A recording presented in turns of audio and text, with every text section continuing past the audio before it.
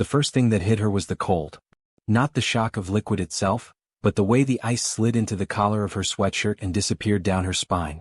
It seared and stuck. There was a beat of silence that was somehow louder than the engine whine, that thin hush before 100 eyes decide what they saw. Nia Carter, 19 years old, sat frozen in seat 14B as Coca-Cola dripped from her chin onto her lap. The flight attendant's hand flew to her mouth. Her name tag read G. Whitaker. Her face went pale. "Oh my. It's okay," Nia said, automatic, the way girls are trained to cushion other people's mistakes. "Really But it wasn't okay. Because what happened next wasn't an apology. It was an accusation. "Did you have your tray down properly?" Whitaker asked, her voice tight, her eyes darting to the aisle. "It's against policy to lean it on your lap like that." Nia blinked. "I didn't. I mean, it's fine, a shrug. A nervous laugh. "It can make spills more likely." 3 rows back, a woman in a salmon cardigan whispered to her husband. The man next to Nia pulled his legs away like she was contagious.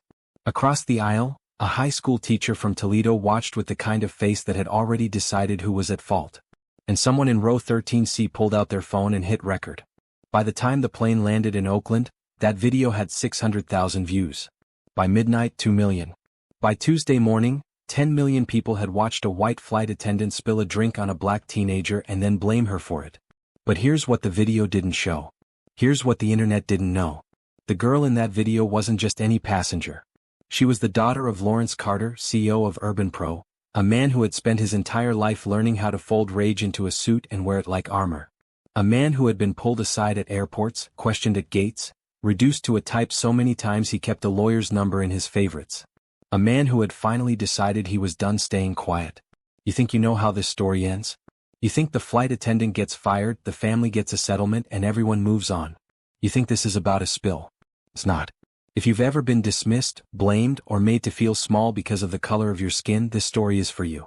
And if you're watching but you're not subscribed, you're telling the algorithm these stories don't matter. Don't let that happen. Hit that subscribe button right now. Let's build this community together. This is about what happens when a black man with power refuses to let his daughter be erased. This is about a woman who thought she was one of the good ones until the moment she wasn't. This is about a corporation that had to choose between protecting its image and actually changing. And by the end of this story, a multi-million-dollar airline will rewrite its policies. A woman will lose her job, but not the way you think. A father will teach the world what it really means to stand up.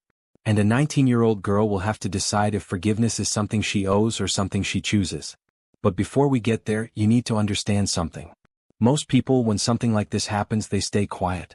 They take the voucher. They post about it once, maybe twice, and then they move on because fighting is exhausting and the system is designed to make you tired. That's what they're counting on. Your exhaustion. Your politeness. Your willingness to say, "It's fine," when it's not. Lawrence Carter knew that script by heart.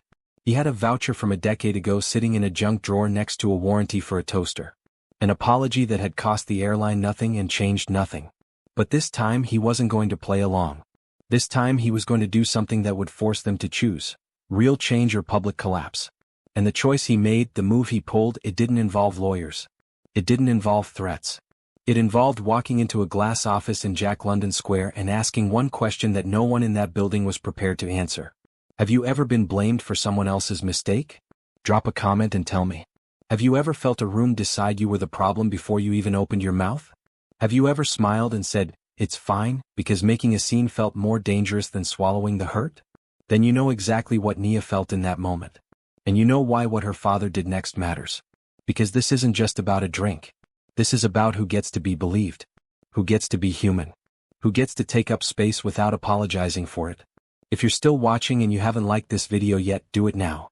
It takes 1 second and it helps more people see stories like this. 1 second. That's all I'm asking. Stick around. You'll want to see what happens when a black CEO refuses to play small. You'll want to see what happens when a corporation realizes the person they're dismissing has the power to dismantle them piece by piece. And you'll want to see what happens when a girl who was taught to stay quiet decides she's done shrinking. Welcome to Black Power Stories. Let's get into it. To understand what happened on that plane, you need to understand the week Nia Carter had just survived.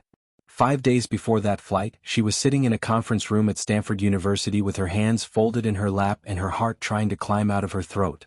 Across from her sat Professor Whitman, a man with wire-rimmed glasses and the kind of smile that never reached his eyes. Next to him was the department chair, a woman named Dr. Brennan who kept saying words like process and fairness, like they were spells that could make the room less suffocating. The accusation was simple. A freshman named Kelsey Hartwell had reported Nia for plagiarism. The paper in question? A 15-page analysis of systemic inequality in urban housing policy. Nia had spent 3 weeks on it. She had interviewed community organizers in East Palo Alto. She had cited 23 sources. She had poured herself into every paragraph. And Kelsey Hartwell, a girl who lived in a dorm named after an oil baron and wore Patagonia like a uniform, had read it and decided it didn't sound like Nia. "It's just," Kelsey had said in her complaint, "the language is really sophisticated. And Nia's usually so. I don't know. Chill. This doesn't sound like her. Let that sit for a second." A white girl decided a black girl's intelligence didn't match her vibe, and a university held a hearing about it. Professor Whitman had shuffled papers. Dr. Brennan had asked Nia to explain her research process. Nia had answered every question with the kind of precision you develop when you know one wrong word can cost you everything. She had shown her notes, her drafts, her interview recordings. "This is clearly my work," Nia had said, her voice steady even though her hands were shaking. "I can walk you through every citation." Dr. Brennan had nodded. Professor Whitman had frowned. The hearing had ended with a promise to review the materials thoroughly. 2 days later, Nia got an email. Subject line: Academic Integrity Committee decision. The committee has decided to uphold the charge. You will receive a formal reprimand on your academic record. You are required to rewrite the paper under supervised conditions. Nia had read that email 4 times. She had called her father, and he had gone quiet on the other end of the line in a way that scared her more than yelling ever could. "I'll handle it," he had said. "I'm calling the dean." "Dad, don't. It'll make it worse." "Worse than them calling you a cheater?" She didn't have an answer for that. So she packed her bag. She booked a flight home. She put on her Stanford hoodie because some part of her still wanted to believe the name on her chest meant something. And she got on Flight 742 from Newark to Oakland with her head down and her heart heavy and her faith in institutions shattered into pieces she didn't know how to pick up. That's who was sitting in seat 14B when Giselle Whitaker lost her grip on a plastic cup. Not just a passenger. Not just a teenager. A girl who had already been told once that week that she didn't belong. A girl who had already been reduced to a type, a problem, a question mark. And now it was happening again. If you've ever had to prove you deserve to be in a room, drop a comment and let me know. Because that exhaustion, that constant performance, that's what this story is really about. Nia had learned the rules early. She had learned them from her father, who had taught her how to speak in meetings so she sounded articulate, but not aggressive. She had learned them from her mother, who had died when Nia was 12 but had left behind a notebook full of advice that read like a survival guide. Stay twice as prepared. Smile even when you don't want to. Never let them see you cry. Her mother had been a public defender in Oakland. She had spent 15 years walking into courtrooms where judges looked at her clients and saw criminals before they saw human beings. She had fought anyway. She had won more cases than she lost. And she had come home every night exhausted in a way that sleep couldn't fix. Nia remembered one night, she must have been 9 or 10, when her mother had sat at the kitchen table with a glass of wine and tears running down her face. "What's wrong?" Nia had asked. Her mother had wiped her eyes and smiled. "Nothing, baby. Just a long day." But Nia had seen the case file on the table. She had seen the photo of a boy who looked like he could have been her cousin. She had seen the word guilty stamped in red. "Did you lose?" Her mother had nodded. "But I'll win the next one." She had said it like a promise. Like hope was a muscle you had to keep flexing or it would atrophy. Nia thought about that moment a lot. She thought about it during the hearing. She thought about it on the plane. She thought about it when Giselle Whitaker handed her a blanket that smelled like 100 flights and said, "Better?" Like a question Nia was supposed to answer with gratitude. Her mother had taught her to fight. Her father had taught her to be strategic. But nobody had taught her what to do when fighting felt like drowning. So she put her earbuds in. She turned on a podcast about breathing through panic. She closed her eyes and tried to pretend she was anywhere else. But she couldn't stop thinking about the way the man in the expensive jacket had looked at her. The way the woman in the salmon cardigan had whispered. The way the entire aisle had decided, in the span of 30 seconds, that she was the inconvenience, not the spill. And the worst part? She had apologized. She had said, "It's okay," when it wasn't. She had made herself small because that's what you do when you're 19 and black and sitting in a metal tube at 30,000 feet with nowhere to go. If you're still here, you're part of something bigger than a YouTube channel. You're part of a community that refuses to let these stories disappear. If you haven't subscribed, do it now. Don't let the algorithm bury this. Nia didn't know that someone had recorded the interaction. She didn't know that by the time she landed, her face would be on Twitter, Reddit, TikTok.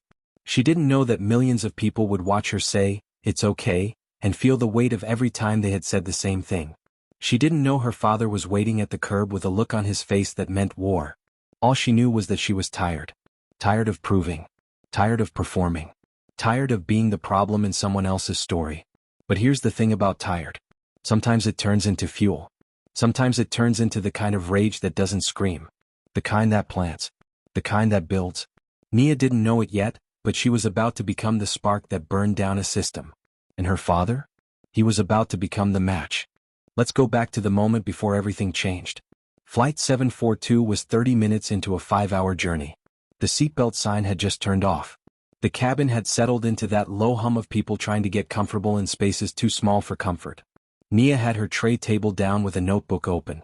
She was writing not because she had to, but because writing was the only thing that made her feel like she still had control over something. Giselle Whitaker was 3 rows up, pushing a beverage cart with the mechanical efficiency of someone who had done this 1,000 times. She was tired. She had worked a double shift the day before. Her daughter had texted her that morning asking for money for a school trip. Her ex-husband hadn't paid child support in 2 months. She was holding it together with caffeine and the kind of smile flight attendants learn to wear like a mask. She reached Nia's row. "Anything to drink?" Nia looked up. "Just a Coke, please. No ice." Giselle nodded. She reached for a cup. She filled it. She turned to hand it over. And that's when her grip slipped. The cup tipped. The liquid arced through the air in slow motion, a dark wave that caught the overhead light before it crashed into Nia's chest. The cold hit first. The shock second. The ice cubes tumbled down into her hoodie, sharp and invasive. Nia gasped. Her notebook was soaked. Her hoodie clung to her skin. The people around her looked up from their phones, their books, their half-sleep. Giselle's hand flew to her mouth. "Oh my God. Oh my God, I'm so sorry."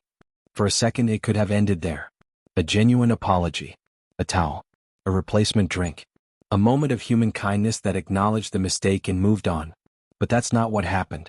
Because Giselle looked at Nia, really looked at her, and something shifted in her face. It wasn't malice. It wasn't hatred. It was something quieter and more insidious. It was the split-second calculation every person makes when they're trying to figure out who's going to take the blame. And in that moment, Giselle decided it wasn't going to be her.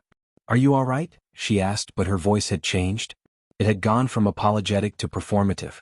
She was talking to the row now, not to Nia. "Let me get you some napkins." She grabbed a stack and started dabbing at Nia's chest, her movements quick and invasive. Nia flinched. "I got it," Nia said, taking the napkins. "It's fine." But Giselle didn't stop. She was blocking the aisle now, making a scene, her voice getting louder. "I just lost my grip. It happens. Did you have your tray table down all the way? Sometimes if it's not locked in place." Nia's head snapped up. "It was down. I know. I'm just saying it can make spills more likely if it's not fully extended. It's in the safety guidelines." The man in the expensive jacket 2 rows up made a noise, a small TSK of impatience. The woman in the salmon cardigan leaned over to her husband and whispered something behind her hand.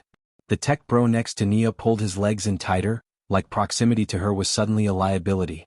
And across the aisle, in seat 13C, a 22-year-old grad student named Kira Moss pulled out her phone and started recording. She didn't ask permission. She didn't announce it. She just held her phone low and hit the red button because something about the interaction felt wrong, and she had learned a long time ago that the only way to make people believe you is to show them. Giselle was still talking. "We can move you to another seat if you'd like. We have some space in the back." "I'm fine here," Nia said. Her voice was quiet. Too quiet. The kind of quiet that comes from knowing that if you speak any louder, you'll cry. Another flight attendant, a man named Pablo, appeared behind Giselle. He put a hand on her shoulder. "Giselle. Let me grab a blanket." Giselle stepped back, her face flushed. She looked at Nia and for a second, something like regret flickered in her eyes. But it was gone as fast as it came. Pablo returned with a blanket. He draped it over Nia's shoulders gently, his eyes kind. "I'm really sorry about this," he said, and he meant it. Thank you, Nia said. Giselle hovered nearby, her hands twisting together. Do you want another drink? Diet or regular? I'm good. Are you sure? It's no trouble. I'm sure. Giselle nodded, but she didn't leave. She stood there for another few seconds, her mouth opening and closing like she wanted to say something else but couldn't find the words. Finally, she turned and pushed the cart down the aisle. The cabin settled. People went back to their screens. The moment passed. Except it didn't. Because Kira Moss was already uploading the video to Twitter. She typed out a caption, "Flight attendant spills drink on black teen, then blames her for it. This is why flying while black is exhausting. Western Atlantic, do better." She hit post. Within 10 minutes, the video had 50 retweets. Within an hour, 5,000. By the time the plane touched down in Oakland, it had 500,000 views and climbing. But Nia didn't know any of that yet. She was sitting in her seat with a blanket that smelled like industrial detergent and a hoodie that was still damp and cold against her skin. She was staring out the window at the clouds and trying not to think about the hearing, the email, the way Giselle had looked at her like she was a problem to be managed. She was trying not to think about how many times she had been in rooms where people looked at her like that. The professor who said her essay was surprisingly well written. The TA who asked if she had help with her lab report. The advisor who suggested she consider less competitive career paths. The boy in her freshman dorm who told her she only got in because of affirmative action. Every single time she had smiled. She had stayed calm. She had said, "It's fine." Because what else do you do when the alternative is being labeled angry, difficult, aggressive? What else do you do when you know that one wrong move can cost you everything? If you've ever swallowed your anger to keep the peace, comment below. If you've ever been told you're overreacting when you know exactly what you saw, let me know. Because this is the part of the story people don't talk about. The part where you have to choose between your dignity and your safety. Nia chose safety. She chose silence. But her father was about to choose something else. 3 rows back, a white man in his 50s was watching the whole thing. His name was Greg Callahan, and he was a regional manager for a logistics company. He would later tell his wife over dinner that the girl had been difficult, and that the flight attendant had handled it well considering. He would say this because he had seen what he wanted to see. He had seen a young black woman in a hoodie and decided she was the kind of person who caused problems. He had seen a white flight attendant flustered and embarrassed and decided she was the victim. He hadn't seen the spill. He hadn't heard the blame. He had only seen the aftermath and filled in the gaps with assumptions he didn't even know he was making. That's how it works. That's how bias becomes truth. You see what you expect to see and you call it reality. But here's what Greg Callahan didn't know. Here's what none of them knew. The girl in seat 14B wasn't just any teenager. She was the daughter of a man who had spent his entire career learning how to navigate rooms full of people like Greg Callahan. A man who knew exactly how the game was played. And he was about to flip the board. When the plane landed, Nia grabbed her bag and walked up the jetway with her head down. She didn't look at Giselle, who was standing by the exit with a strained smile, thanking passengers for flying Western Atlantic. She didn't look at the other passengers who had already forgotten her. She just walked. And when she stepped through the sliding doors into the arrivals area and saw her father standing by the curb in a black sweater and a baseball cap, she felt something crack open in her chest. He took one look at her face and knew. What happened? She tried to laugh. Long story. He didn't laugh back. He opened the car door. Get in. You're going to tell me everything. And on the drive home, while the Bay Bridge glittered in the rearview mirror and the radio played some forgettable pop song, Nia told him. She told him about the spill. The blame. The blanket. The way the cabin had looked at her like she was the inconvenience. Lawrence Carter listened without interrupting. But his hands tightened on the steering wheel. His jaw clenched. And when she finished, he was quiet for a long time. I'm going to handle this, he said finally. Dad, it's not worth it. It's not just anything. His voice was low and controlled, but there was something underneath it that made Nia sit up straighter. They don't get to do that to you. Not today. Not ever. He didn't know about the video yet. He didn't know that by morning his daughter's face would be everywhere. He just knew that someone had hurt his child. And he was going to make sure it never happened again. If you're still watching and you haven't hit that like button, do it now. This story is just getting started and you're going to want to see what happens next. By the time Lawrence Carter pulled into his driveway in the Oakland Hills, Kira Moss's video had 2 million views. By the time he poured himself a glass of water and sat down at the kitchen table, it had 3 million. By the time Nia came downstairs in dry clothes with her hair wrapped in a scarf, it had 5 million and was trending on Twitter under 3 different hashtags. Hashtag flying while black, hashtag Western Atlantic racism, and hashtag justice for Nia. Nia didn't know any of this yet. She was sitting across from her father, picking at a plate of leftovers she didn't have the appetite to eat, when her phone started buzzing. Once, twice, 10 times in a row. She picked it up. Her eyes went wide. Dad. What? She turned the phone toward him.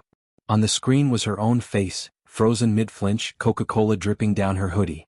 The video had been shared by a journalist with 400,000 followers. The caption read, "This is what anti-black bias looks like at 30,000 feet. Watch how quickly the victim becomes the problem."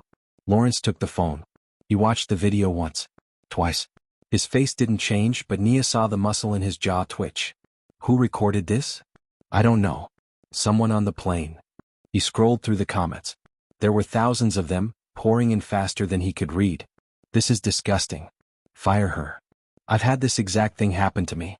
They always find a way to make it your fault. Why didn't she just move seats? She's making a big deal out of nothing.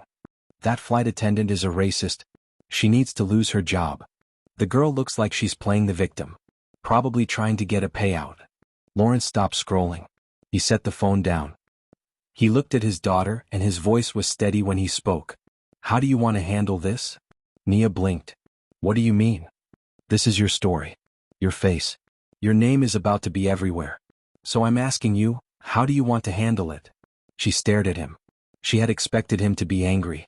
She had expected him to start making calls, sending emails, drafting statements. She hadn't expected him to ask her what she wanted. I don't know, she said quietly. I just want it to go away. It's not going to go away. His voice was gentle but firm. Not now.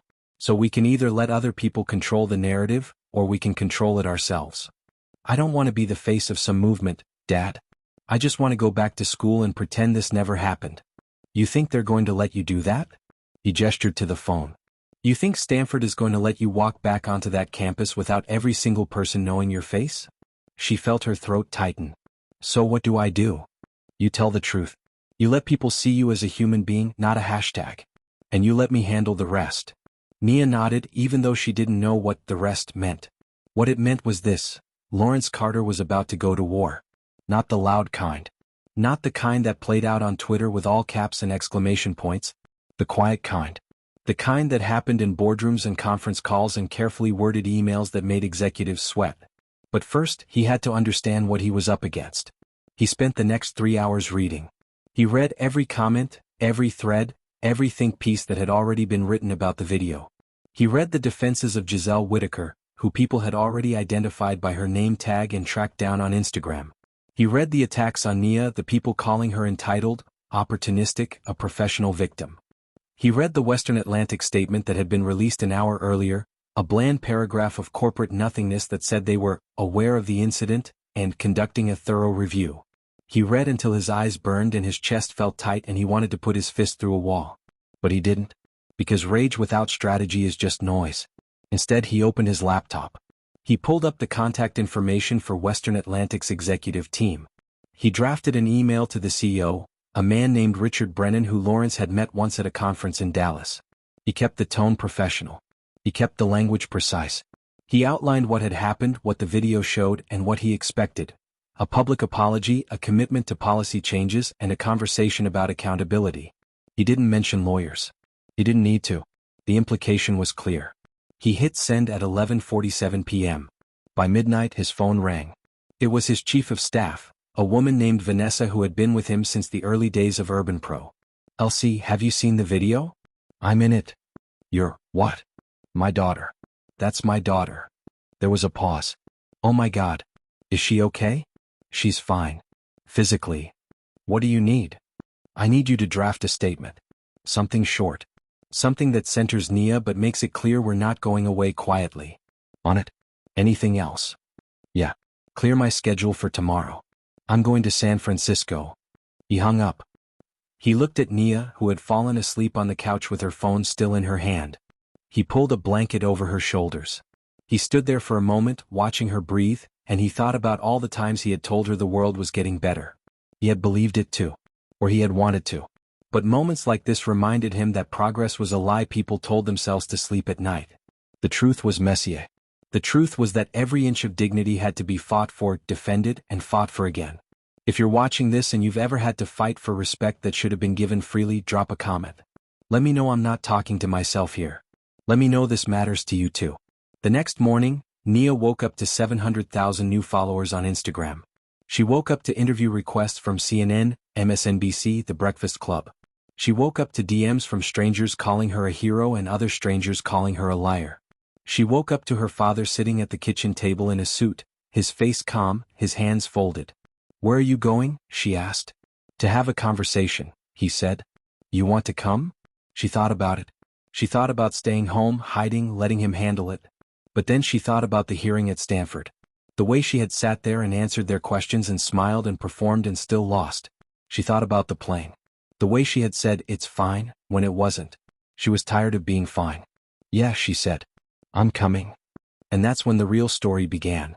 Before we go any further, you need to understand who Lawrence Carter is. Because this isn't just a story about a father protecting his daughter. This is a story about a man who spent his entire life learning the rules of a game designed to keep him out, and then decided to rewrite them. Lawrence Carter, known to everyone in his world as LC, was born in West Oakland in 1975. His mother cleaned houses in the hills. His father drove a bus for AC Transit and played saxophone on weekends at a club on 7th Street that doesn't exist anymore. They lived in a 2-bedroom apartment that smelled like his grandmother's greens and his father's cologne, and they taught him 2 things. Work twice as hard and never let them see you sweat. He took those lessons seriously. He got a scholarship to UC Berkeley. He studied logistics and supply chain management because he had watched his mother take 3 buses to clean houses in neighborhoods that didn't have grocery stores, and he thought that was insane. He graduated top of his class. He got a job at a consulting firm in San Francisco where he was the only black analyst and people kept asking him if he played basketball. He didn't. He played chess. And he was good at it. By 30 he had started his own company. Urban Pro was built on a simple idea. Use technology to get fresh food into neighborhoods that had been ignored by every major retailer. It wasn't charity. It was business. And it worked. By 40 he was worth $50 million. By 45 he was worth $200 million. He had been profiled in Forbes, Fast Company, and the New York Times. He had been invited to speak at conferences, sit on panels, and advise mayors. He wore tailored suits and Swiss watches and the kind of quiet confidence that came from knowing he had earned every single thing he had. But he also knew that none of it made him bulletproof. He knew because of the time he was stopped by police outside his own office building and asked to show ID. He knew because of the time a venture capitalist asked him, in the middle of a pitch meeting, if he had help writing his business plan. He knew because of the time a white woman clutched her purse tighter when he stepped into an elevator at a hotel in Boston. He knew because his mother had told him, the day he left for college, "Baby, you can have all the degrees in the world and some people will still only see your skin." She had been right. But she had also taught him something else. Don't let that stop you. Let it sharpen you. So he learned to code switch. He learned to make white people comfortable without shrinking himself. He learned to smile when he wanted to scream, to stay calm when he wanted to flip tables, to be twice as prepared and 3 times as polite. He learned to win. But winning had a cost. It always did. His wife, Nia's mother, had understood that cost. Her name was Simone, and she had been a public defender who spent her days fighting for people the system had already given up on. She had been brilliant and fierce and exhausted in a way that no amount of rest could fix. She died of a brain aneurysm when Nia was 12. One moment she was laughing at the kitchen table. The next she was gone. Lawrence had never fully recovered. He threw himself into work because work was something he could control. He built Urban Pro into an empire because building was easier than grieving. He poured everything he had into making sure Nia had every opportunity, every advantage, every tool she needed to succeed. But he couldn't protect her from everything. He couldn't protect her from the professor who assumed she cheated. He couldn't protect her from the flight attendant who blamed her for a spill. He couldn't protect her from a world that looked at his brilliant, kind, beautiful daughter and saw a problem. And that failure, that inability to shield her from the weight of other people's bias, it gutted him. So when he saw that video, when he watched his daughter flinch and apologize and shrink, something inside him snapped. Not loudly. Not violently. But completely. He had spent his whole life playing by the rules. He had been polite. He had been patient. He had taken the vouchers and the apologies and the promises that things would get better. And where had it gotten him? His daughter was still being treated like she didn't belong. So he decided he was done playing. If you've ever reached a point where you realized being polite wasn't protecting you, comment below. If you've ever decided you were done shrinking, let me know. Because that's the shift that changes everything. Lawrence Carter wasn't a loud man. He didn't yell. He didn't threaten. He didn't need to. He had something more powerful than anger. He had resources. He had connections. He had a reputation that opened doors and a mind that knew exactly which doors to open. And he had a daughter who deserved better. So on that Tuesday morning he put on his best suit. He drove across the Bay Bridge to Western Atlantic's regional headquarters in Jack London Square. He walked into the building with his head high and his voice calm and his eyes sharp. And he asked to speak to someone in charge. The receptionist, a young woman with a nervous smile, told him he needed an appointment. He smiled back. "Tell them Lawrence Carter is here. Tell them it's about Flight 742. And tell them if they don't see me in the next 10 minutes, my next conversation will be with my attorney and every journalist in the Bay Area." She picked up the phone. He waited. And while he waited, he thought about his mother. He thought about Simone. He thought about every black parent who had ever had to teach their child how to survive a world that didn't value them. He thought about Nia, asleep on the couch last night, her face peaceful in a way it hadn't been in weeks. And he thought, not today. Not my daughter. Not anymore. 10 minutes later, he was sitting in a conference room with glass walls and a view of the water. And the war began. Before you decide who the villain is in this story, you need to hear something that's going to make you uncomfortable. Giselle Whitaker wasn't a monster. She was a 42-year-old woman from Sacramento who had been working for Western Atlantic for 7 years. She had a daughter named Brooklyn who was 14 and played volleyball. She had an ex-husband who was 3 months behind on child support. She had a mother in a nursing home in Stockton who she visited every other Sunday. She had a life that was held together with duct tape and prayer. And on the morning of Flight 742, she had woken up at 4 a.m. after 3 hours of sleep because Brooklyn had been up half the night crying about a boy who had called her ugly in front of his friends. Giselle had held her daughter. She had told her she was beautiful. She had made her breakfast and braided her hair and driven her to school even though she was going to be late for her shift. She had done what mothers do. She had put her child first. And then she had driven to the airport, changed into her uniform, and smiled at passengers for 5 hours straight while her feet screamed and her back ached and her mind kept circling back to Brooklyn's face, puffy and red from crying. That's who spilled the drink. Not a racist. Not a villain. Just a tired woman who made a mistake. But here's where it gets complicated. Here's where the story stops being simple. Because Giselle Whitaker grew up in a neighborhood in Sacramento that was mixed. Black families, white families, Latino families, Asian families. Her best friend in high school was a black girl named Tasha who taught her how to do cornrows and let her borrow clothes and spent every Friday night at Giselle's house watching movies. Giselle had gone to Tasha's grandmother's funeral. She had been a bridesmaid at Tasha's wedding. She had held Tasha's firstborn son in the hospital and cried because she was so happy for her friend. She thought that meant something. She thought that meant she was one of the good ones. And maybe she was. Most of the time. But here's what Giselle didn't understand, what a lot of people don't understand. Being good most of the time doesn't mean you can't cause harm. Having black friends doesn't mean you can't default to bias when you're scared or embarrassed or trying to protect yourself. Because that's what happened on Flight 742. Giselle spilled the drink. And in that split second, when 100 eyes turned toward her and she felt the weight of judgment and the fear of being blamed, she made a choice. She didn't make it consciously. She didn't think, I'm going to blame this black girl because that's easier. It wasn't that calculated. It was instinct. It was the script she had absorbed from 1,000 movies and news stories and casual conversations where black people were the problem and white people were the victims. It was the voice in her head that said, protect yourself, shift the blame. Make it about her tray, her position, her responsibility. And she listened to that voice. If you've ever caught yourself making an assumption about someone based on how they look, drop a comment. If you've ever realized after the fact that you defaulted to a bias you didn't even know you had, let me know. Because this part of the story isn't about making you feel good. It's about making you think. After the video went viral, Giselle's life exploded. Someone found her Instagram. They found photos of her and Brooklyn at Disneyland.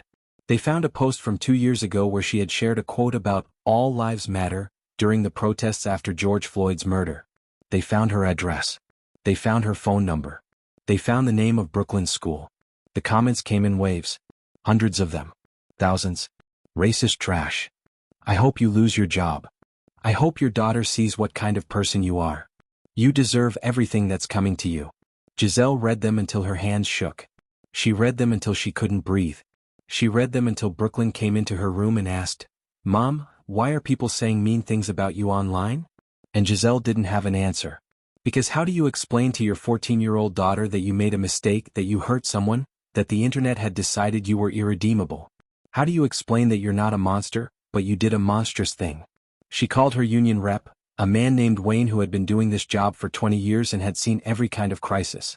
He told her not to post anything, not to respond, not to apologize publicly until they had a plan. They're going to try to fire you, he said. Western Atlantic is going to want a scapegoat. Don't make it easy for them. I didn't mean to, her voice cracked. I wasn't trying to. I know, Wayne said. But intent doesn't matter right now. Optics do. She hung up. She sat on her bathroom floor and cried until her eyes were swollen and her throat was raw. And then she did something that surprised everyone, including herself. She watched the video. She watched herself spill the drink. She watched herself dab at Nia's chest. She watched herself say, "Did you have your tray down properly?" And she saw it. The shift. The moment she stopped being apologetic and started being defensive. The moment she made Nia the problem.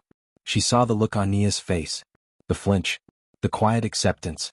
The way she said, "It's fine," even though it clearly wasn't. And Giselle felt something crack open inside her chest. Shame. Real, deep, suffocating shame. Not because the internet was angry. Not because she might lose her job. But because she had hurt someone. She had looked at a 19-year-old girl and made her feel small.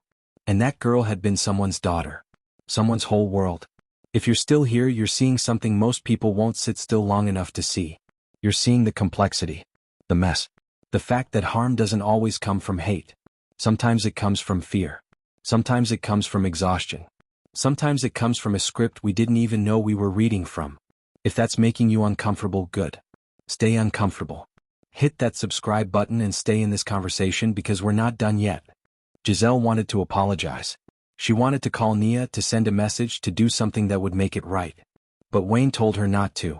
Anything you say can be used against you. Wait until we have a plan. So she waited. And while she waited, the internet kept coming. Someone posted her work schedule. Someone else posted a photo of her car in the employee parking lot. A TikToker made a video outside her apartment building with the caption, "This is where the racist flight attendant lives." Brooklyn stopped going to school. She couldn't handle the stares, the whispers, the girl in her English class who said, "Your mom's famous for being trash." Giselle called in sick. She couldn't get on a plane. She couldn't put on the uniform. She couldn't smile at passengers and pretend everything was fine. She was drowning. And nobody was throwing her a rope. Except one person. 3 days after the video went viral, Giselle got a call from a woman named Dr. Mariah Ellison. She introduced herself as a facilitator who specialized in restorative justice. "I've been hired by Western Atlantic to mediate a conversation," Dr. Ellison said. "Between you, the passenger, and her father." Giselle's stomach dropped. I don't think I can face them." "I understand. But I think you need to. And I think they need to see you as a person, not a symbol." "What if they hate me?" "They might. But hate is easier to hold on to when you can't see someone's humanity. This is your chance to show them yours." Giselle agreed. Not because she thought it would save her job. Not because she thought it would stop the internet from hating her. But because she owed Nia the truth. She owed her an apology that wasn't filtered through lawyers and PR teams. She owed her the kind of accountability that actually meant something. And here's the thing about Giselle that's going to mess with your head. She wasn't evil. She was human. She was flawed and tired and scared, and she made a choice that hurt someone. Just like you have. Just like I have. Just like all of us have at some point. The difference is, her moment got recorded. Her moment went viral. Her moment became a symbol. But underneath the symbol was a woman who was about to do something brave. She was about to sit across from the person she hurt and say, "I'm sorry. I was wrong. And I want to do better." And that's harder than you think. If you've ever had to apologize for something you didn't think was a big deal until you saw the pain it caused, comment below.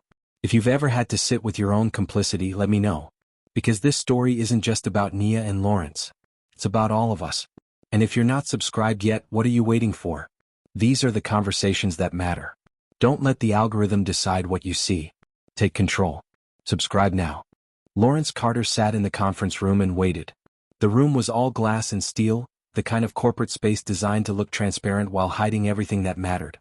There was a bowl of mints on the table, a pitcher of water with lemon slices, a framed poster on the wall that said, "Excellence in Service," in a font that cost more than most people's rent. He didn't touch the mints. He didn't pour the water. He just sat with his hands folded and his face calm and his mind running through every possible outcome of the next 30 minutes. The door opened. A woman walked in. She was in her late 40s, white, with the kind of blonde hair that required maintenance and the kind of smile that didn't reach her eyes. Her badge said K. Tinsley, Director of Customer Experience. She extended her hand. "Mr. Carter. Thank you for coming in." He shook it. Her grip was firm but not confident. She was nervous. "Good. I appreciate you making the time," he said, his voice even. She sat across from him. She opened a leather portfolio. She clicked a pen. "I want to start by saying, on behalf of Western Atlantic, we are deeply sorry for what your daughter experienced on Flight 742. He let the words hang in the air for a moment. "What exactly are you sorry for?" She blinked. "I'm sorry?" "You said you're sorry for what my daughter experienced. I'm asking you to be specific. What are you apologizing for?" Her smile faltered. "Well, for the incident. The spill. The discomfort. The discomfort." He repeated the word like he was tasting it. "My daughter was soaked with soda, blamed for it in front of a cabin full of people, and then wrapped in a blanket like that was supposed to fix it. And you're calling that discomfort? I didn't mean to minimize." "Then don't." His voice didn't rise. It didn't need to. "My daughter was humiliated. She was reduced to a problem. And your employee made that happen. So when you apologize, I need you to be clear about what you're apologizing for." Tinsley swallowed. She glanced down at her notes. "You're right. I apologize for the way our flight attendant handled the situation. It was inappropriate. It was more than inappropriate. It was harmful." "Yes, it was harmful." He leaned forward slightly. "So what are you going to do about it?" She hesitated. "We're conducting a full review of the incident. We're interviewing the crew. We're looking at our policies." "That's not what I asked. I asked what you're going to do." "We're committed to ensuring this doesn't happen again." "How?" She opened her mouth, closed it, opened it again. "We have training programs. We have protocols. And yet this happened. So your training programs and protocols didn't work. What are you going to change?" If you've ever been in a meeting where someone tried to give you corporate speak instead of real answers, drop a comment. If you've ever had to push through the script to get to the truth, let me know. Because this is what accountability looks like when you refuse to accept anything less. Tinsley shifted in her seat. "Mr. Carter, I understand you're upset." "I'm not upset.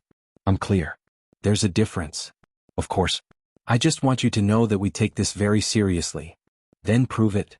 "We're prepared to offer a full refund for your daughter's flight. And we'd like to provide a travel voucher as a gesture of goodwill." He stared at her. "A travel voucher?" "Yes. We want to make this right." "You think a travel voucher makes this right?" "It's a starting point." "No." He leaned back. "A starting point is you acknowledging publicly that your employee harmed my daughter.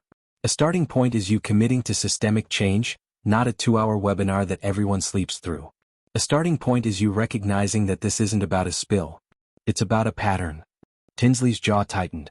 "With all due respect, Mr. Carter, we can't make sweeping changes based on one incident." "One incident?" He pulled out his phone. He scrolled. He turned the screen toward her. "Here's a thread from last month. Black passenger says your crew moved her seat without asking because a white passenger complained. Here's one from March. Black man says he was asked to show his boarding pass 3 times while white passengers walked past. Here's one from January. Black woman says your flight attendant asked if she could afford to sit in first class." He set the phone down. "This isn't one incident. This is a pattern. And you know it." Tinsley stared at the phone. Her face had gone pale. "I wasn't aware of." "You weren't aware because you weren't looking. And you weren't looking because it was easier not to." She didn't respond. He let the silence sit. He had learned a long time ago that silence was a weapon. People rushed to fill it. And when they did, they usually told the truth. Finally, Tinsley spoke. "What do you want, Mr. Carter?" "I want you to say my daughter's name in your public statement. I want you to acknowledge that she was harmed. I want you to commit to building a real training program, not a performance. And I want you to bring in someone who actually knows how to do this work. Someone like Dr. Mariah Ellison." "I'm not familiar with." "You should be." She's one of the best facilitators in the country. She specializes in restorative justice. And if you're serious about change, you'll hire her. Tinsley wrote something down. And what about the flight attendant? Giselle Whitaker. What do you want us to do about her? He had been waiting for this question. He had known it was coming. What do you want to do about her? We're considering termination. Of course you are. Because firing her is easier than fixing the system. Tinsley frowned. I thought you'd want. You thought I'd want a scalp. You thought I'd want revenge. But that's not what this is about. He leaned forward again. Giselle Whitaker made a mistake. A harmful mistake. But she's not the problem. She's a symptom. And if you fire her, you get to pretend you solved something. You get to tell your board and your shareholders that you took action. But nothing actually changes. So you don't want her fired? I want her to be part of the solution. I want her to sit in that training. I want her to understand what she did and why it mattered. I want her to be better. And I want your company to make that possible. Tinsley stared at him like he had just spoken a language she didn't understand. That's not what I expected. I know. Because you expected me to be angry. You expected me to yell and threaten and demand blood. But I'm not interested in blood. I'm interested in change. If you're still watching and you haven't hit that like button, do it now. Because what you just witnessed is power. Real power. Not the kind that destroys. The kind that builds. And if you're not subscribed, you're missing stories like this every single week. Don't let that happen. Subscribe now. Tinsley closed her portfolio. She looked at him with something that might have been respect. I'll take this to my team. I can't make promises, but I'll advocate for what you're asking. That's all I'm asking. Advocacy. Action. Accountability. She stood. She extended her hand again. This time when he shook it, her grip was steadier. Thank you for coming in, Mr. Carter. Thank you for listening. She left. He sat alone in the conference room for a moment, staring at the poster on the wall. Excellence in service. He wondered if they even knew what that meant. He pulled out his phone. He texted Nia. It's done. I'll tell you everything when I get home. She texted back immediately. Did you yell? He smiled. No. Did you threaten to sue? No. Then what did you do? I made them uncomfortable. And I gave them a choice. He stood. He walked out of the building. The bay was gray and choppy, the sky heavy with clouds that hadn't decided if they were going to rain. He got in his car. He sat for a moment with his hands on the steering wheel. And he thought about his mother. He thought about the way she used to say, "Baby, you can fight without swinging. You can win without breaking." He had just proven her right. But the fight wasn't over. It was just beginning. Because Western Atlantic was about to make a choice. And depending on what they chose, this story was either going to end quietly or explode into something neither side could control. He started the car. He drove home. And he waited. The meeting was held in a small windowless room in an office park near San Francisco Airport because everything in corporate America happens in windowless rooms near airports. There was a round table. 6 chairs. A box of tissues on a side table that everyone pretended not to see. Dr. Mariah Ellison arrived first. She was a black woman in her 50s with silver locks and the kind of presence that made you sit up straighter without her saying a word. She arranged the chairs. She set out water glasses. She placed a small card in the center of the table with a single word, breathe. Giselle arrived next. She was wearing a powder blue blouse and jeans, her hair pulled back in a ponytail. She looked smaller than she had in her uniform. Her hands were shaking. Wayne, her union rep, walked in behind her. He nodded at Dr. Ellison. He sat next to Giselle and put a hand on her shoulder. K. Tinsley arrived with a legal pad and a pen that she clicked 3 times before setting it down. And then Lawrence and Nia walked in. The room went still. Giselle looked up. Her eyes met Nia's. And something passed between them that was too big for words. Dr. Ellison gestured to the chairs. Please. Sit. They did. Nia sat between her father and Dr. Ellison. Giselle sat across from her, her hands folded in her lap like she was trying to hold herself together. Dr. Ellison spoke first. Her voice was calm, steady, the kind of voice that made you believe things could be repaired. Thank you all for being here. I know this isn't easy. But easy conversations don't change anything. Hard ones do. She looked around the table. We're here because harm was done. Not because anyone is evil. Not because anyone is irredeemable. But because in a moment of stress, a choice was made that hurt someone. And we're here to acknowledge that hurt, to understand it, and to figure out how we move forward. She turned to Giselle. Would you like to start? Giselle's eyes filled with tears. She nodded. She looked at Nia and her voice came out small and broken. I'm sorry. The words hung in the air. I'm sorry I spilled my drink on you. I'm sorry I made it worse by saying something about your tray. I was panicking. I was embarrassed. I was trying to make it okay and instead I made you feel like you did something wrong. Her voice cracked. I hate that I did that. Nia didn't respond right away. She just looked at Giselle, her face unreadable.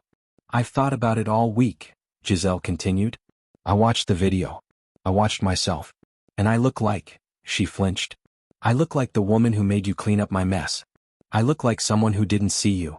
You didn't, Nia said quietly. In that moment you didn't see me. Giselle nodded, tears spilling down her cheeks. I know. And I'm so sorry. If you've ever had to sit across from someone who hurt you and decide whether to forgive them, comment below. If you've ever had to choose between holding on to anger or letting it go, let me know.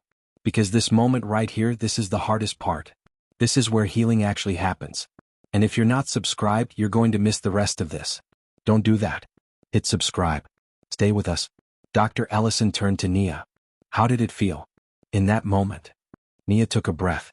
It felt like I disappeared. Like I stopped being a person and became a problem. And the worst part is I felt that way before. A lot. So it wasn't just about the drink. It was about every time someone has looked at me and decided I was less than. Giselle covered her mouth with her hand. I didn't mean.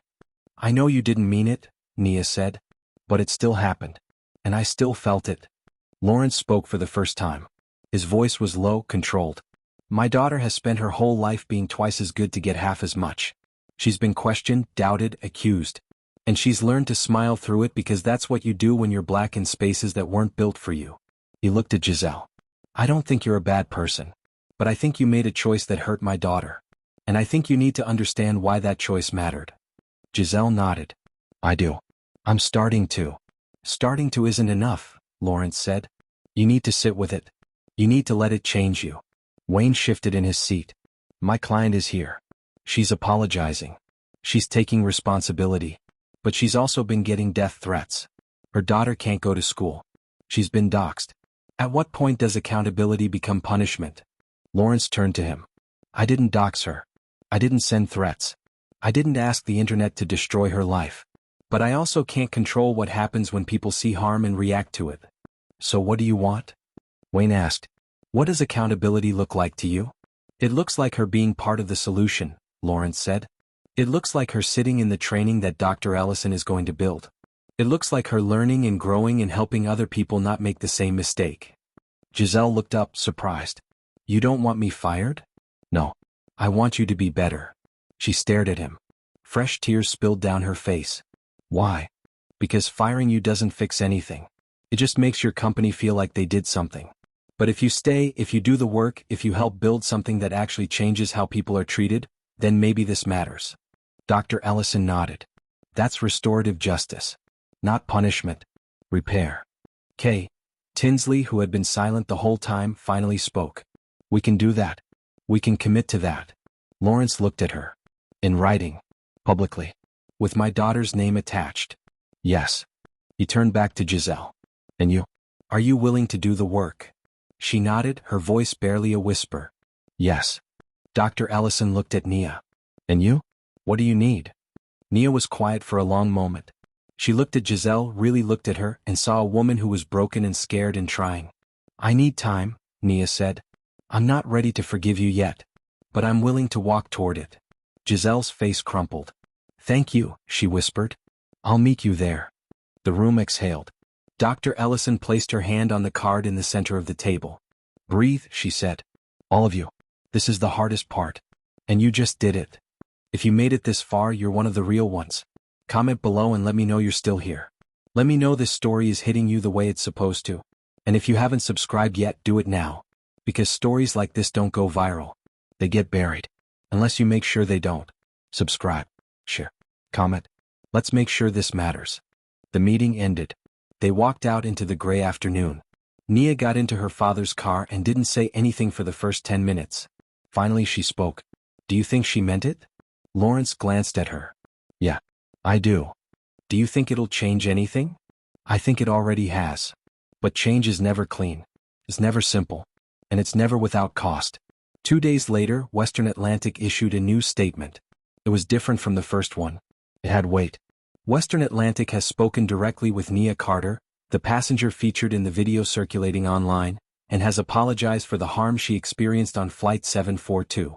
We are grateful to Ms. Carter for bringing this to our attention and for meeting with us. We are working with Dr. Mariah Ellison to implement comprehensive training for our crews focused on de-escalation, accountability, and bias awareness.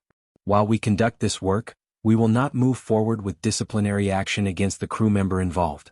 We are committed to systemic improvement rather than scapegoating. The internet exploded. Half the comments were supportive. This is what real accountability looks like. Finally, a company that's willing to do the work.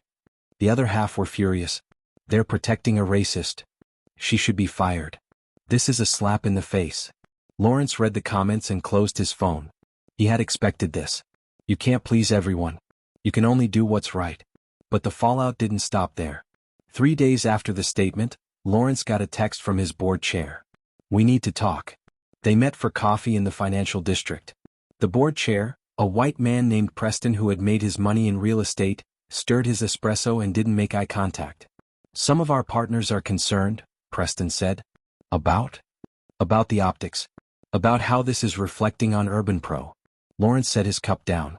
My daughter was humiliated on a plane. I stood up for her. What optics are you concerned about? It's not that we don't support you.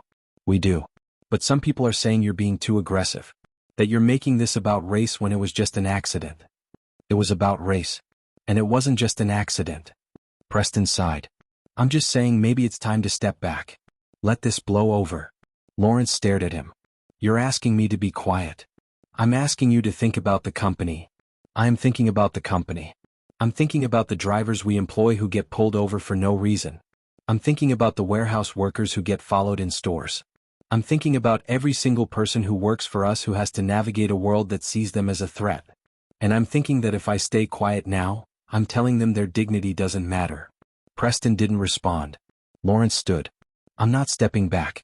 And if the board has a problem with that, we can have a different conversation. He walked out. If you've ever had to choose between your values and your comfort, comment below.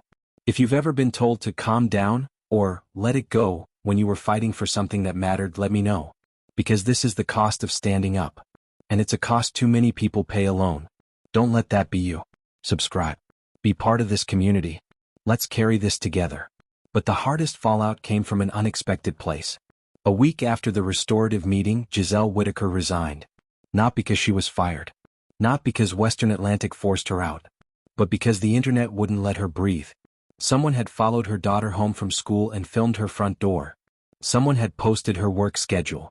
Someone had shown up at the grocery store and taken her picture in the canned soup aisle. She couldn't do it anymore. She called Lawrence. Her voice was shaking. I wanted you to know. I'm not quitting because I don't want to do the work. I'm quitting because I can't keep my daughter safe if I stay. He closed his eyes. I'm sorry. It's not your fault. It feels like it is. It's not. You gave me a chance. You gave me more grace than I deserved. But the world doesn't work the way you wanted it to. She paused. I'm still going to help Dr. Ellison. I'm still going to do the training. I'm just not going to wear the uniform anymore. Thank you, he said. No, thank you. For seeing me as a person. Even when I didn't see your daughter as one. She hung up. Lawrence sat in his office and stared out at the bay. The water was dark. The sky was darker. And he wondered if he had won or lost. 3 months after Flight 742, Nia Carter walked back onto Stanford's campus. She didn't want to. She had spent the entire summer in Oakland helping her father with Urban Pro, avoiding social media, trying to remember who she was before the world decided to make her a symbol. But she had unfinished business. The plagiarism charge was still on her record. Professor Whitman still had his job. Kelsey Hartwell was still walking around campus like she hadn't tried to destroy someone's life because their intelligence made her uncomfortable. And Nia was done being quiet about it. She walked into the Dean of Students' office on a Tuesday morning in September with her father's lawyer, a woman named Patricia Chin who had been taking down institutions since before Nia was born. The dean, a man named Dr. Raymond Kowalski, stood when they entered. He was in his 60s, white, with the kind of face that had spent a lifetime in rooms where his opinion mattered most. Miss Carter, he said, extending his hand. Thank you for coming in. She didn't shake it. She sat down. Patricia sat next to her. Dr. Kowalski cleared his throat. I want to start by saying that Stanford takes academic integrity very seriously. Then you should take false accusations seriously too, Nia said. He blinked. I'm sorry? I was accused of plagiarism by a student who decided my work didn't sound like me. You held a hearing. You found me guilty. You put a formal reprimand on my record. And you did all of that without ever considering that maybe, just maybe, Kelsey Hartwell was wrong. We followed protocol. Your protocol is broken. Her voice was steady, but there was steel underneath it. You took the word of a white girl over the evidence of a black girl. You made me prove I wrote my own paper. You made me sit in a room and defend my intelligence like it was on trial. And when I gave you everything you asked for, you still didn't believe me. Dr. Kowalski shifted in his seat. The committee reviewed all the materials. Patricia cut in. The committee also ignored the fact that Ms. Carter provided drafts, notes, interview recordings, and a detailed research timeline. They ignored the fact that Kelsey Hartwell provided no evidence beyond her subjective feeling that the work didn't sound right. And they still ruled against Ms. Carter. So either your committee is incompetent or they're biased. Which is it? The room went silent. Dr. Kowalski folded his hands. What do you want, Ms. Carter? I want the charge removed from my record. I want a formal apology. And I want Stanford to implement a policy that protects students from baseless accusations rooted in racial bias. That's a significant ask. It's a fair ask. He looked at Patricia. And if we don't agree? Patricia smiled. It wasn't a kind smile. Then we go public. And I promise you, after the summer Ms. Carter has had, people will listen. If you've ever had to fight an institution that was supposed to protect you, drop a comment. If you've ever had to walk back into a space that hurt you and demand better, let me know. Because this is what courage looks like. This is what it means to refuse to disappear. And if you haven't subscribed yet, you're missing the whole point. This channel exists because stories like Nia's matter. Don't let the algorithm bury this. Subscribe now. Comment below. Be part of the community that refuses to let these stories go untold. 2 weeks later, Nia received an email. Subject line: Resolution of academic integrity matter. The charge had been removed. The apology was formal, stiff, written by lawyers, but it was there. And buried in the third paragraph was a commitment to review the academic integrity process with a focus on implicit bias. It wasn't everything, but it was something. Nia forwarded the email to her father. He called her immediately. How do you feel? He asked. She thought about it. Tired, but lighter. Good. You earned that. She smiled. We earned it. But the ripple didn't stop with Nia. Western Atlantic's training program, the one Dr. Mariah Ellison built, became a model. Other airlines started reaching out. Other companies. Other institutions that had spent years putting out statements and doing nothing. Dr. Ellison didn't just teach people to recognize bias. She taught them to sit with discomfort. She taught them that harm doesn't require intent. She taught them that "I didn't mean it" isn't the end of the conversation, it's the beginning. And Giselle Whitaker, the woman who had spilled the drink, became one of her most powerful voices. Giselle didn't go back to flying. But she didn't disappear either. She started speaking at the trainings. She told her story. She talked about the moment she made Nia the problem. She talked about the shame, the fallout, the way her life had been turned inside out. And she talked about the meeting. The moment Nia looked at her and said, "I'm not ready to forgive you yet. But I'm willing to walk toward it." That, Giselle would say, her voice breaking every single time, that was the moment I understood grace. Not the kind that lets you off the hook. The kind that holds you accountable and still sees you as human. People listened. Not everyone. Some people still hated her. Some people still thought she should have been fired, should have been destroyed, should have disappeared. But some people heard her story and saw themselves. They saw the moment they had made someone small. The moment they had defaulted to bias. The moment they had chosen comfort over accountability. And some of them decided to do better. That's the ripple. It doesn't fix everything. It doesn't undo the harm. But it moves the needle. And sometimes that's all you can ask for. If you're still here, if you've read this far, if you've stayed with Nia and Lawrence and Giselle through every uncomfortable moment, then you're part of the ripple too. You're part of the reason stories like this don't get buried. Comment below and let me know you're here. Let me know this mattered to you.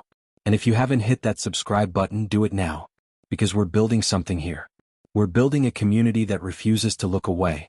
Don't miss out. Subscribe. Like. Share. Let's keep this going.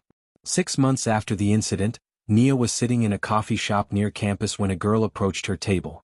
She was white, maybe 20, with nervous eyes and hands that wouldn't stop moving. "Are you Nia Carter?" she asked. Nia looked up. "Yeah. I wanted to say thank you. I saw your story. I saw what you did. And it made me realize that I did something similar to someone in my study group." I assumed she didn't understand the material because of how she talked.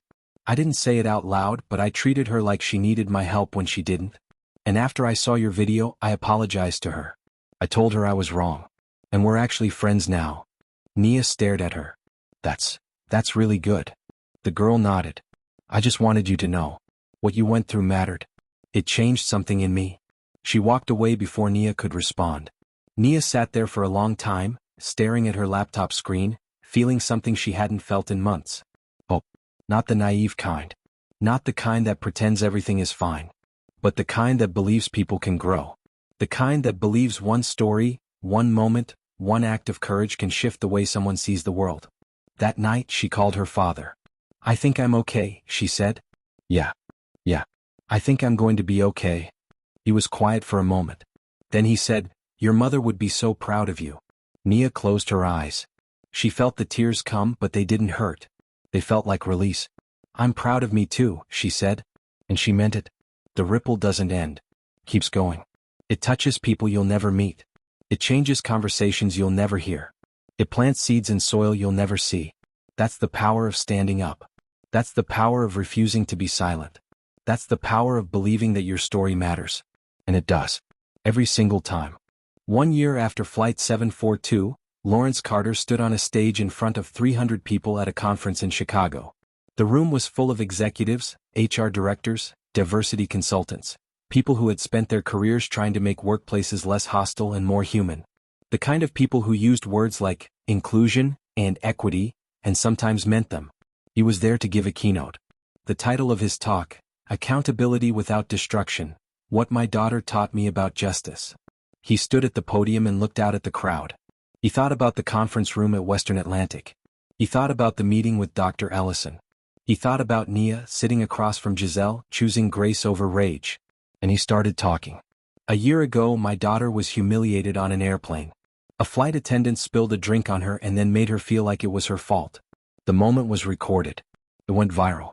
And within 48 hours, millions of people had seen my daughter's face and decided they knew her story." He paused. "But here's what they didn't know. They didn't know she had just been falsely accused of plagiarism at Stanford. They didn't know she had spent the week before that flight trying to prove she was smart enough to belong. They didn't know that the moment on the plane wasn't an isolated incident. It was the latest in a lifetime of moments where she had been made to feel small." The room was silent. And here's what else they didn't know. The flight attendant who spilled the drink wasn't a monster. She was a tired, overworked mother who made a mistake and then made it worse by defaulting to bias she didn't even know she had. He let that sit. "So when I walked into Western Atlantic's office, I had a choice. I could demand blood. I could demand she be fired, humiliated, destroyed. And a lot of people wanted me to. A lot of people thought that was justice." He shook his head. "But my daughter taught me something. She taught me that justice isn't about destruction. It's about repair. It's about holding people accountable and still seeing them as human. It's about creating systems that don't just punish harm, they prevent it." He looked out at the crowd. "That's hard. It's so much harder than just firing someone and moving on. But it's the only thing that actually works." The applause started slow, then built. But Lawrence wasn't finished. "Here's what I need you to understand. Restorative justice isn't soft. It's not about letting people off the hook. It's about making them sit with what they did. It's about making them look at the person they harmed and hear their pain. It's about making them do the work to be better. And that work? That's harder than any punishment you could give them." He stepped back from the podium. "So if you're serious about change, stop looking for villains. Start looking for systems. Stop looking for people to destroy. Start looking for ways to repair. Because that's the only way we move forward." The room stood. The applause was thunderous. And in the back of the room, sitting quietly with a notebook in her lap, was Giselle Whitaker. If you're still watching, if you've made it this far, then you're the kind of person who doesn't look away when things get complicated. You're the kind of person who understands that real change is messy and hard and worth it. Comment below and let me know you're here. Let me know you see what we're building. And if you haven't subscribed, I need you to do that right now. Because this is the content that gets buried. This is the content that algorithms ignore. But you can change that. Subscribe. Share this video. Make sure people see it. Make sure it matters. After the keynote, Lawrence walked off stage and found Giselle waiting in the hallway. "I didn't know you'd be here," he said. She smiled. It was small, but it was real. "Dr. Ellison invited me. She thought I should hear you speak. What did you think?" "I think you're right. And I think I'm still learning how to sit with what I did." He nodded. "That's the work." "Yeah." She hesitated.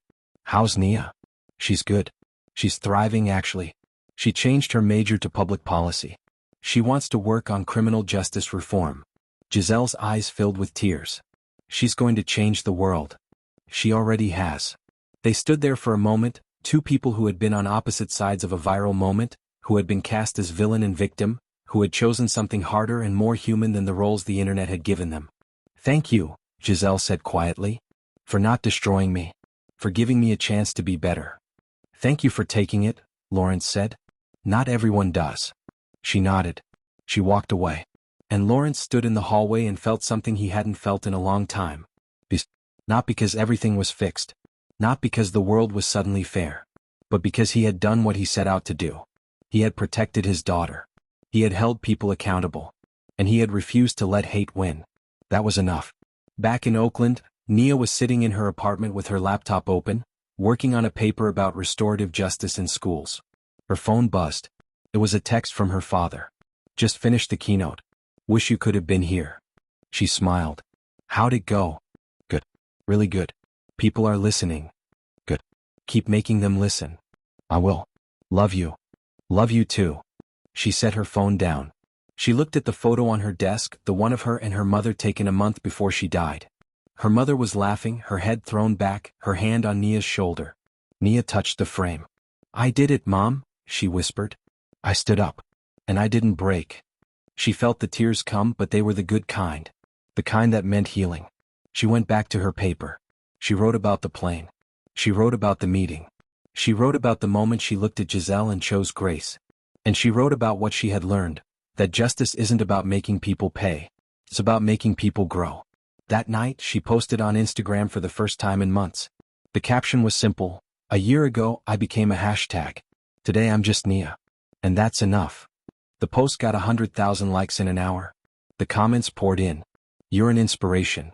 Thank you for showing us what grace looks like. I needed to see this today."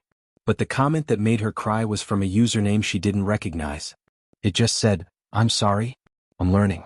Thank you for not giving up on people like me." She didn't know who wrote it. She didn't need to. Because that's the thing about ripples. You don't always see where they go. You just trust that they're moving. If you've made it to the end of this story, then you're part of something bigger than a YouTube video. You're part of a movement that believes people can change. That believes accountability and grace can coexist. That believes one story told honestly can shift the way we see the world. Comment below and tell me what this story meant to you. Tell me how it changed you. And if you haven't subscribed, do it now. Because we're not done. There are more stories to tell. More voices to amplify. More moments that need to be seen. Don't let this be the last time you're part of something that matters. Subscribe. Like. Share. Let's keep building this together. 2 years after Flight 742, Western Atlantic released a report on the impact of their training program. Complaints about discriminatory treatment had dropped by 40%. Employee satisfaction had increased. Passengers were reporting better experiences across the board. It wasn't perfect. It was never going to be perfect. But it was better. And buried in the appendix of the report was a note. This program was developed in partnership with Dr. Nia Ellison and informed by the experiences of Nia Carter and Giselle Whitaker. We are grateful for their courage and their willingness to help us do better. Nia saw the report. She sent it to her father. "We did that," she texted. "No," he texted back. "You did that. I just made sure people listened." She smiled. She closed her laptop. She looked out the window at the Oakland skyline, the city she had grown up in, the city that had shaped her, the city that had taught her how to fight and how to heal. And she thought about the girl she had been a year ago. The girl who had sat on a plane with soda dripping down her hoodie, who had said, "It's fine," when it wasn't, who had made herself small because that felt safer than taking up space. That girl was gone. In her place was someone stronger. Someone who knew her worth. Someone who understood that standing up didn't mean you had to tear people down. Someone who had learned that the most powerful thing you can do is refuse to let the world make you bitter. Nia Carter had become the woman her mother always knew she would be. And Lawrence Carter, sitting in his office across the bay, looking at the same skyline, felt his wife's presence like a hand on his shoulder. "We did good, Simone," he whispered. "She's going to be okay." And somewhere, in a way he couldn't explain but absolutely believed, he felt her answer. "I know. I always knew." The story of Flight 742 didn't end with a villain defeated or a hero crowned. It ended with people choosing to be better. With systems changing because someone refused to accept, that's just how it is. With a girl who became a woman who became a force. And it ended with a father who loved his daughter enough to fight for a world that deserved her. That's the story. That's the whole story. And if you're still here, if you've watched every second, if you've felt every word, then you're part of it too. So comment below. Tell me you were here. Tell me this mattered. And subscribe. Because this is just the beginning. There are more stories like Nia's. More moments that need to be told. More voices that need to be heard. And I'm going to make sure you hear them. Every single one.